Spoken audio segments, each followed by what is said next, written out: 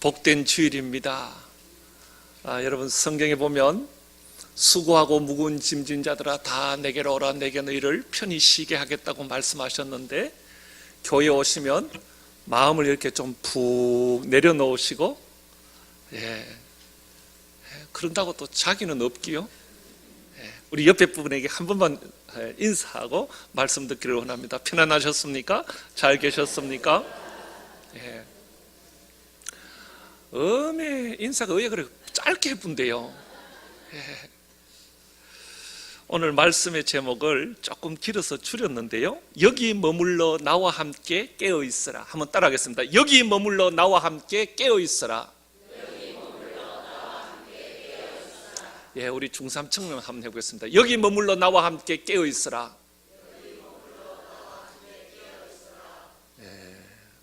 별로. 오늘은 교회력으로 종려주일이라고 합니다. 그러니까 예수님께서 예루살렘에 십자가를 지시기 위하여 들어가실 때 예루살렘에 있는 많은 사람들이 종려나무 가지를 꺾어서 막 예수님을 환영했던 그날이기 때문에 오늘을 종려주일이라고도 하고요, 또 그 종려나무 가지를 막 흔들 때에 그 사람들이 뭐라고 했는가 하면은 호산나 호산나라고 외쳤어요. 그래서 오늘을 호산나 주일, 이 호산나란 말은 호시안나 이런 뜻인데요, 우리를 구원하소서, 우리를 구원하소서, 그런 의미가 있습니다. 그리고 우리 전 세계 교회는 오늘부터 고난주간에 들어가게 됩니다. 그래서 여러분 감각이 있으신 분은 앞에 있는 이렇게 꽃꽂이만 이렇게 장식만 보아도 십자가 있고 가시가 이렇게 있고 또 성찬식이 있어서 포도주가 있고 이렇게 있는 거죠. 이 고난주간에는 전 세계 교인들이 예수님께서 지신 십자가가 나에게 어떤 의미가 있는가, 이것을 깊이 묵상하는 그런 주간이기도 합니다. 자, 오늘 본문은 이렇게 시작됩니다. 36절 다 같이 한번 읽기를 원합니다. 36절 시작. 이에 예수께서 제자들과 함께 겟세마네라 하는 곳에 이르러 제자들에게 이르시되 내가 저기 가서 기도할 동안에 너희는 여기 앉아 있으라 하시고. 아멘. 예수님께서 겟세마네 동산에 가시는 것부터 이야기가 시작됩니다. 이 겟세마네라는 곳은 어딘가 하면 예루살렘이 있는데, 예루살렘과 가장 가까운 근접한 한 1km 되는데 해발 814m 되는 산이 하나 있는데요, 이 산의 이름을 감람산이라고 합니다. 감람산. 그런데 예루살렘도 해발이 높기 때문에 감람산이 814m가 되지만 그냥 이렇게 나지막한 동산처럼 보여집니다. 그 감람산 서쪽에 올리브 기름을 짜는 한 곳이 있었는데 그곳의 이름을 겟세마네라고 합니다. 자, 예수님과 예수님의 제자들, 예수님의 제자가 몇 명이죠? 12명 가운데 1명, 가룟 유다는 배반하고 떠나고 예수님께서 11명의 제자를 데리고 어디로 가셨어요? 따라가겠습니다. 겟세마네 동산에 가셨어요. 가셔서 예수님께서 그 가운데 8명은 거기에 앉혀두고 베드로와 세베대의 두 아들 3명을 데리고 또 한 걸음을 더 나아가셨습니다.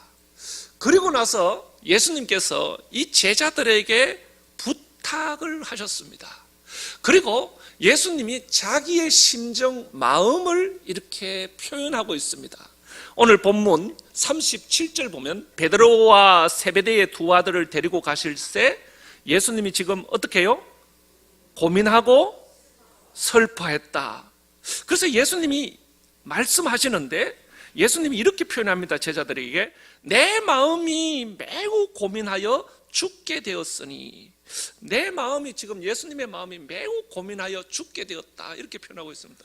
여러분, 왜 예수님의 마음이 지금 심히 고민되고 슬프죠? 십자가를 앞두고 있기 때문에 그렇습니다.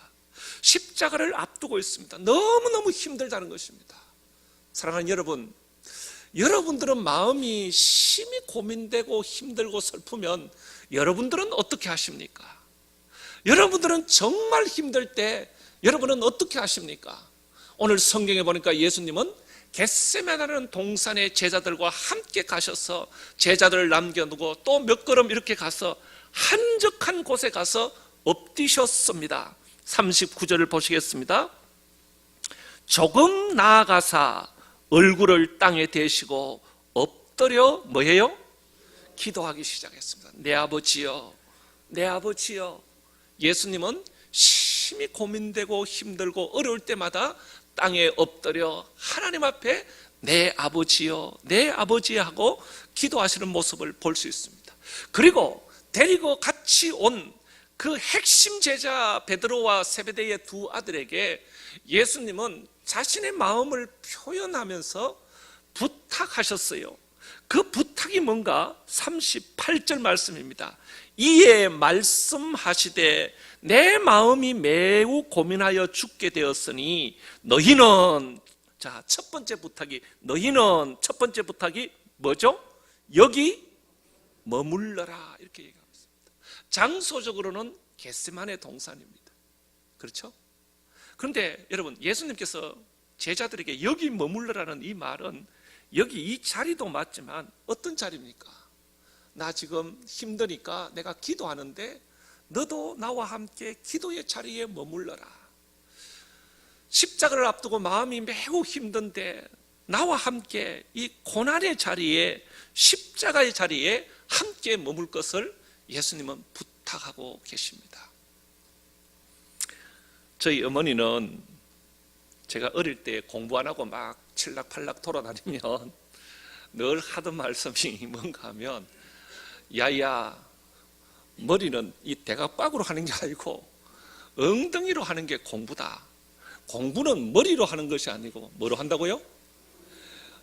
의자에 좀 앉아 있어야지, 책상에 붙어 앉아 있어야 공부를 하든지 말든지 하는데 쫓아다니면 무슨 공부를 하냐고 늘 이야기를 했습니다.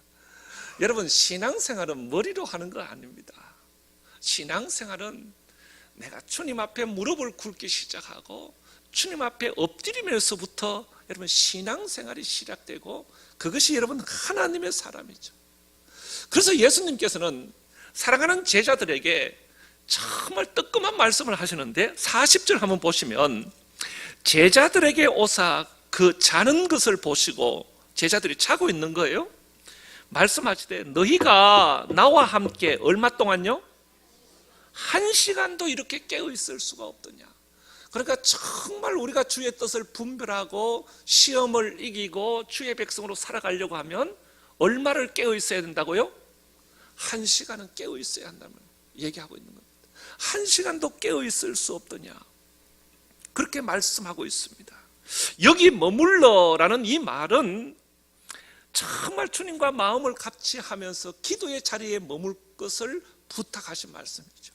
두 번째는 십자가를 앞둔 예수님께서 두 번째 부탁이 뭔가 하면 38절에 보면 너희는 여기 머물러, 그 다음에 나와 함께, 이렇게 얘기했습니다. 여러분, 너와 함께 아니고 누구 함께? 나와 함께. 세상과 함께 아니라 이 고난 주간에는 예수님과 함께.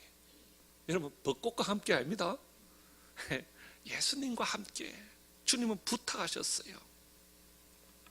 저는 목회자이기 때문에 이제 결혼식이나 장례식에 이렇게 자주 갑니다. 자주 가서 이렇게 보면 정말 그 가정이 큰 슬픔을 당하고 어려울 때는 여러분 거기 가서 아무 말 하지 않고 함께 있으면 좋아도 너무너무 좋습니다. 저는 가끔 우리 교우들의 장례식에 이래 가보면 슬픔을 당하는 우리 교우들이 이래 있는데 가까이 있는 여전도회나 남성교회나 함께하는 분들이 그냥 아무것도 안 하지만 옆에서 이렇게 지켜봐주고 자리를 함께 해주는 그 모습이 얼마나 좋아 보이든지, 나는 힘들고 어려울 때 저런 친구가 있는가 생각해 보게 되는 것입니다. 예수님은 지금 마음이 너무 힘들고 어려우니까 제자들에게 나와 함께 있어 줄 것을 부탁하고 있습니다.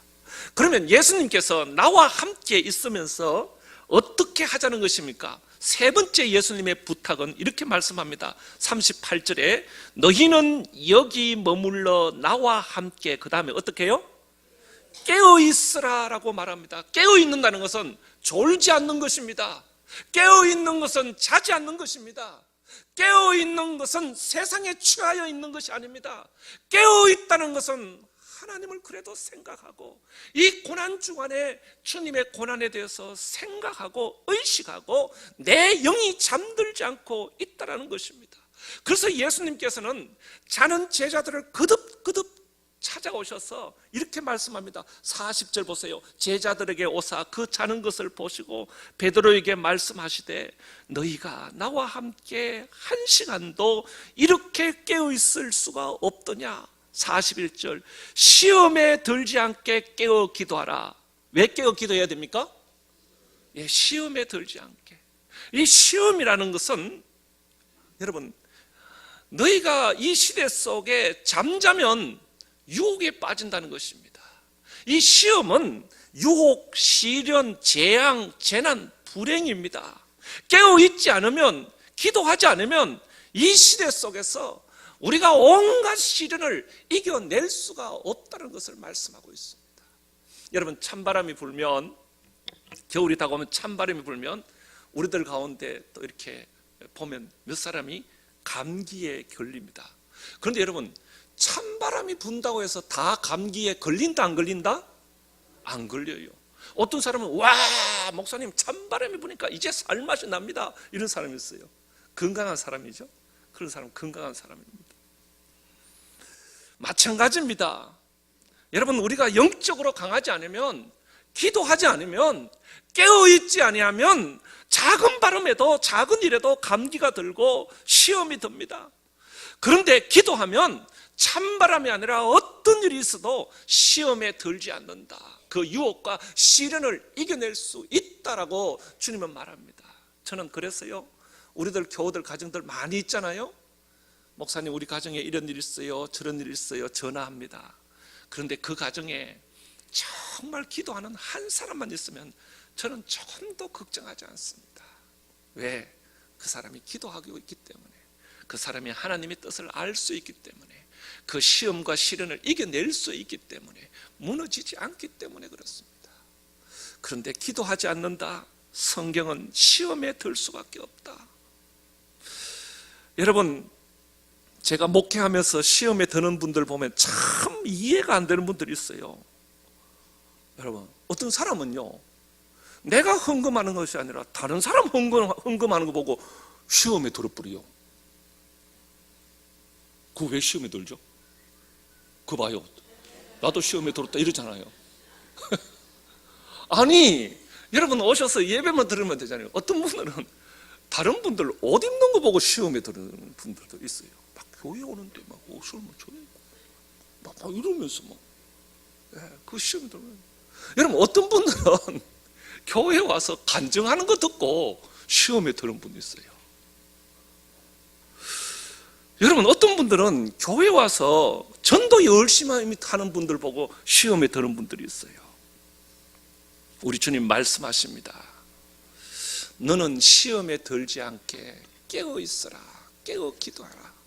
내가 하나님의 뜻을 알고 내가 중심을 잡는 게 얼마나 중요한지 모릅니다. 제가 여러분들에게 아주 신통망통 구망통한 어려운 질문을 하나 던져보겠습니다. 한번 알아보래요.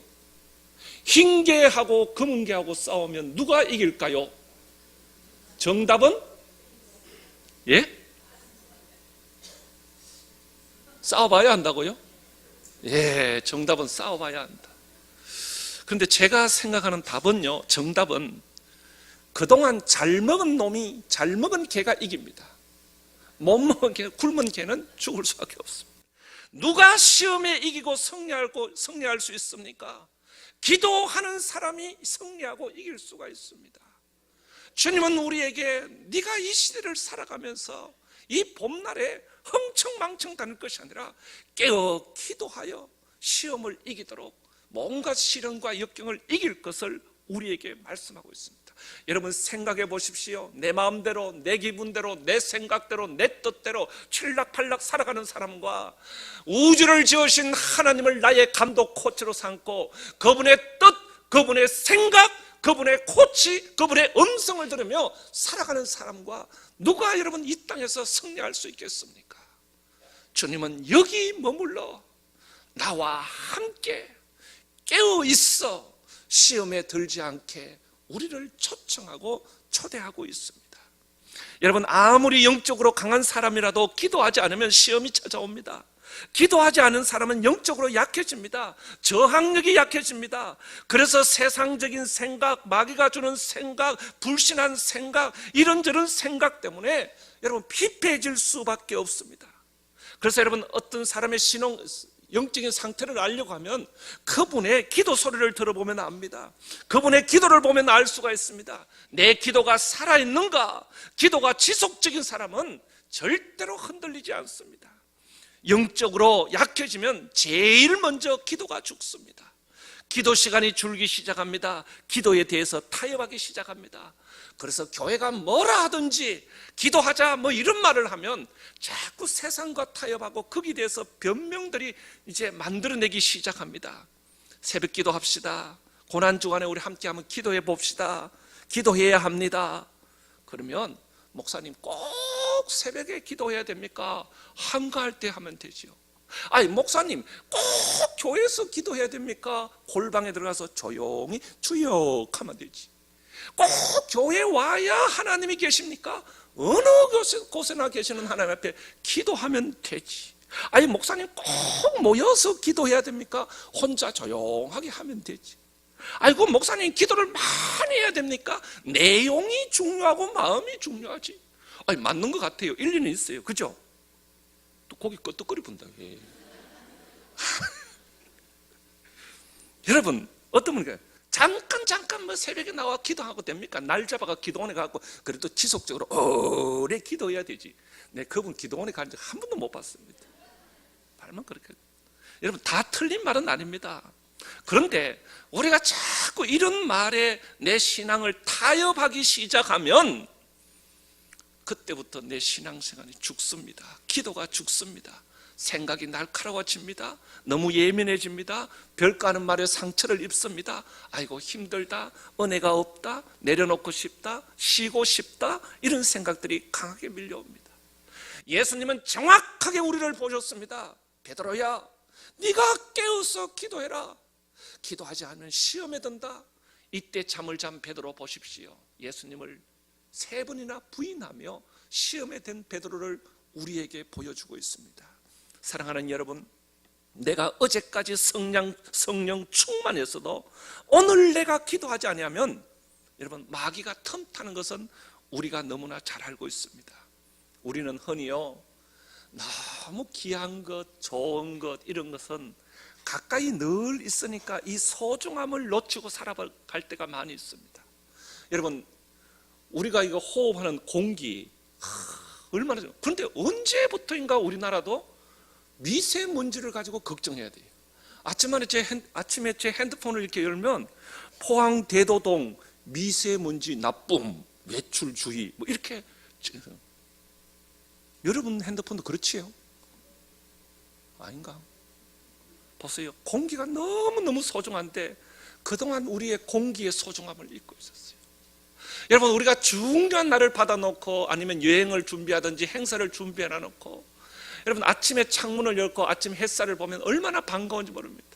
여러분 이 아침 햇살이 얼마나 고마운지 늘 가까이 있으니까 그 고마움을 모르는 것입니다. 여러분 저 농부에게 가서 물어보십시오. 때를 따라 내리는 비가 얼마나 소중한지 모릅니다. 하늘에서 내리는 비. 그런데 그 비가 자주 적당하게 때를 따라 우리에게 내리니까 그 소중함을 우리가 잊어버리고 살아가는 것입니다. 여러분 동시에 오늘 옆에 앉은 여러분 옆에 분이 얼마나 소중한지 여러분 우리가 가까이 있기 때문에 늘 있기 때문에 모를 수가 있습니다. 여러분 성도에게 기도는 얼마나 귀중한 줄 모릅니다. 그래서 예수님은 십자가에 앞두고 우리에게 부탁한 것이 여기 머물러 나와 함께 깨어 있어라. 한 시간, 너희가 한 시간이라도 깨어 있을 수 없더냐? 시험에 들지 않게 이 시대 속의 유혹과 시련과 역경을 이기기 위하여 너는 잠들지 말고, 네 영이 잠들지 말고 깨어 기도하라, 깨어 기도하라. 주님 우리에게 말씀하고 있습니다. 여러분, 저와 여러분이 앉은 이 자리가 늘 주님과 교제하는 자리, 하늘문이 열린 자리, 하나님과 마음을 나누는 자리, 내 영을 늘 깨우고 주님과 교통하는 자리, 주님과 아름다운 꿈을 꾸는 자리, 하늘나라의 꿈을 함께 꾸어가는 행복한 베델과 같은 복된 하나님의 자리가 되기를 간절히 소망합니다. 하나님, 이 고난 주간을 앞두고 우리 주님 우리에게 여기 머물러 나와 함께 깨어 있으라는 이 부탁의 말씀을 저희들 받습니다. 하나님, 말씀을 들을 때는 내가 결단하지만 또 교회를 박차고 나가면 주님을 잊어버리고 다른 것과 더불어 정신없이 살아가는 우리의 모습이 있음을 고백합니다. 그럼에도 불구하고 이 고난 주간에 주님 우리를 불러주셨사오니 우리가 여기 머물러 주님과 함께 깨어서 기도함으로 이 시대 속에 온갖 시련과 시험을 이기고 주님 앞에 아름다운 모습으로 설 수 있도록 주여 우리를 인도하시고 축복하여 주옵소서. 예수님의 이름으로 기도드리옵나이다. 아멘.